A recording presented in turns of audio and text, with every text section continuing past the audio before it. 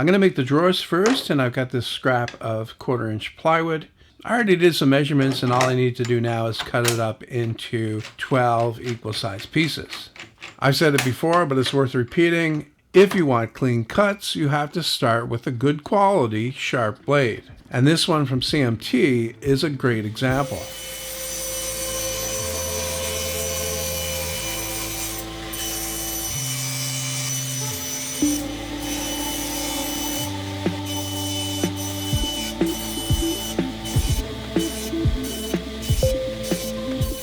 Now that I have the blanks cut out, I can start making the drawers. And believe it or not, I'm going to be using a router bit to cut the joinery. I actually got the idea for making the drawers this way when I looked at the V-groove bit in this set from CMT. I've had this kind of bit before, but never have I had one that has a sharp point. And you might say, well, what's the big deal about a sharp point? Well, if you want to cut a folding miter, that sharp point is very important. And I'm going to do it all on my mini router table that I made for my cordless trim router. I already figured out how deep the drawer would be. That's 1 inch, so I just need to set the fence on the router table one time to 1 1/4. And I'll be making the cuts in 3 passes. I've got 12 blanks, and I need to make 4 cuts on each one, and then I need to do that 3 times.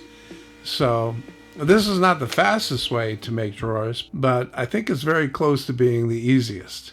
With the first pass done on all 12, I can raise the bit again, but still not all the way up, and I can do the second pass. This plywood is very splintery, so it's getting a little bit of blowout when the bit came through the end of the cut, so I backed it up with a scrap of plywood. And that was really only a problem when I was cutting across the grain. With all 48 of those cuts made, I can raise the bit once more, this time very close to the surface of the plywood. And I should point out that it's very important that the plywood is an even thickness, otherwise the tip of the bit may cut all the way through in places.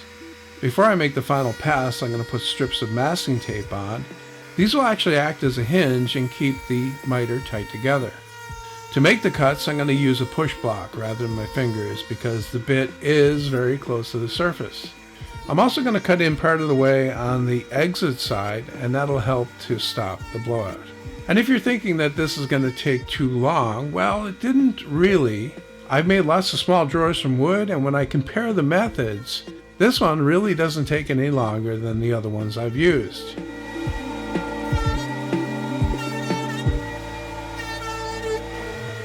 I'm going to pop in here real quick and tell you about the Maker's Mob biggest deal of 2022, the 99-cent sale. In the Maker's Mob, you'll have access to learn how to make some of my top woodworking projects, and you'll also get over 90 woodworking tutorials with plans from YouTube's top makers. Right now, if you click the link in the description below, we are also hosting a 2-month Router Bit Challenge where you can upload your projects and compete with woodworkers at different skill levels to win thousands of dollars in prizes from CMT Tools and Taylor Toolworks. So click the link in the description below, learn woodworking from YouTube's top makers, and take advantage of this 99-cent sale before it ends on June 19th.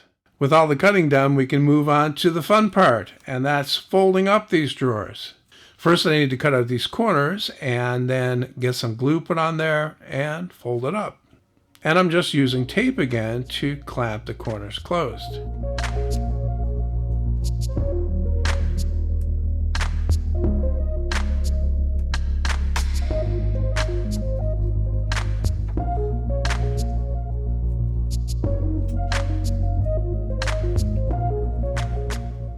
I got them all put together and let the glue dry for about 2 hours, and now I can do some sanding.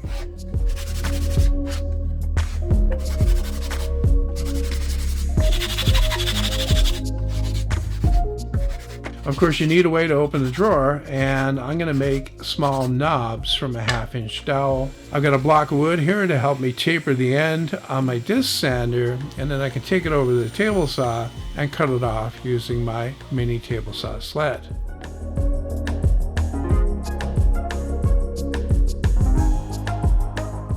As a part of the Maker's Mob Router Bit Challenge, we are partnering with Taylor Toolworks and CMT to offer the award-winning Italian-made CMT router bits and saw blades. CMT has the widest portfolio of router bits and saw blades on the market and received a perfect 10 from Wood Magazine.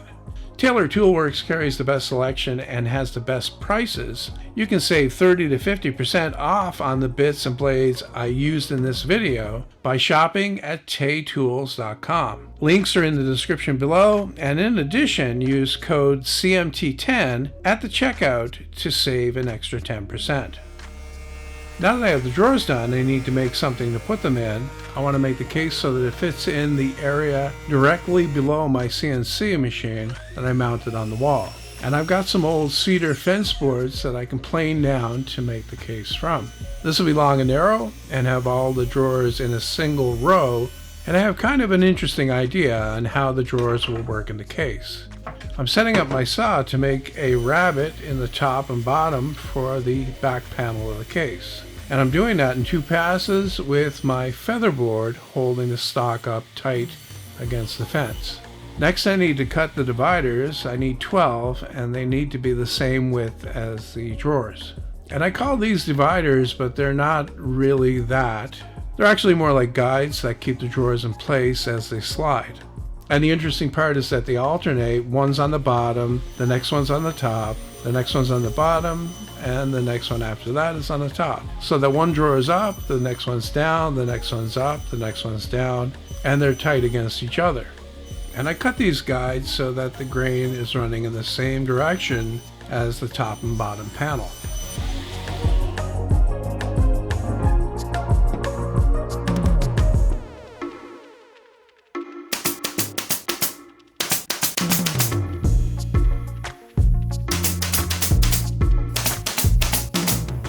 At first glance, this might look like I did this just to be different, but this up-down arrangement is what keeps the drawers in place. Next, I can get the back panel cut and start putting the case together.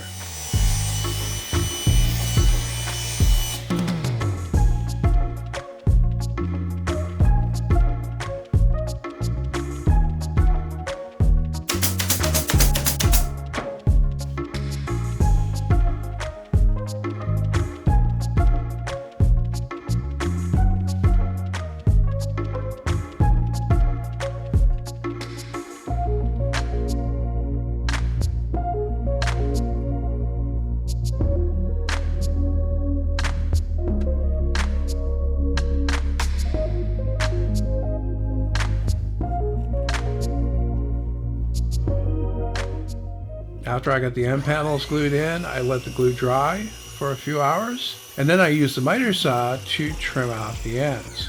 I need to make a filler that goes on the bottom of the case so that it fits in the space, and once again I'm just using more of that cedar. And then when the glue dried on that, I can get it slid in place. It's just a friction fit. And I'm going to use these drawers to put cutters for the CNC and other small parts.